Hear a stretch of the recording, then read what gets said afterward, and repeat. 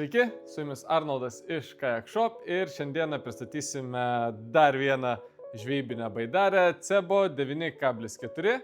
Jos ilgis yra 2,85 cm, plotis yra 85 cm, aukštis 35 cm, jinai sveria 38 kg, yra iš tvirto HDPE polietileno ir jos keliamoji galia yra 150 kg.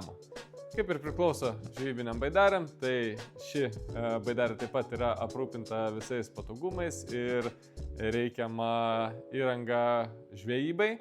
Tai vienas pagrindinių dalykų aukšta ir patogi sėdynė.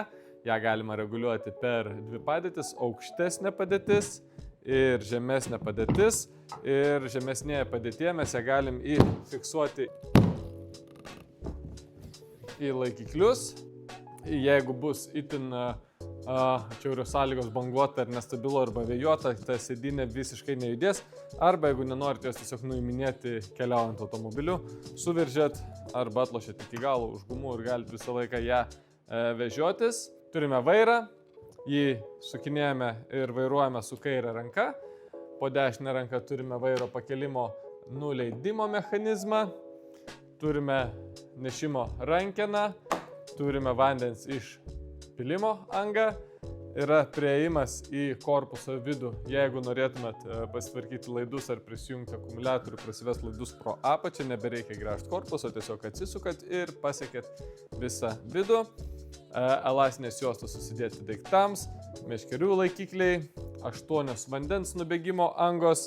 Taip pat turime hermetišką dėtuvę tarp kojų. Čia įsidedat visus jums reikalingus daiktus, telefonai, piniginės ir panašiai, ko jums reikės plaukimo metu. Nešimo rankenos iš šonų, irklo laikikliai. Prie kiekvienos nešimo rankenos iš šono yra po kairę ir po dešinę rankeną. Meškerių laikikliai priekyje, meškerių laikikliai gale integruoti į korpusą. Taip pat reguliuojamas meškerės laikiklis, kuris gali būti statomas tiek begeliuose ant dešinės pusės, tiek begeliuose ant kairės pusės, kaip jums yra patogiau.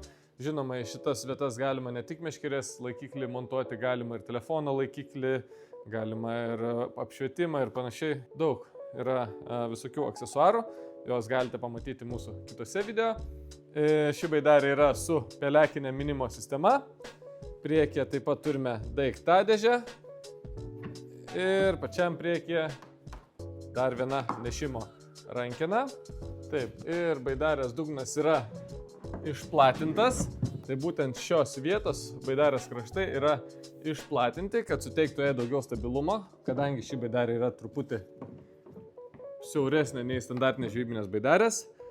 Turime dugne vietą echolotui, 4 vidinius kylius, kad būtų stabiliau ir lengviau laikyti kryptį. Taip pat turime minimo sistemą ir galite matyti iš galo visą vairą. Tiek apie baidarę Cebo 9,4 šiandieną. Susitiksime kitose video.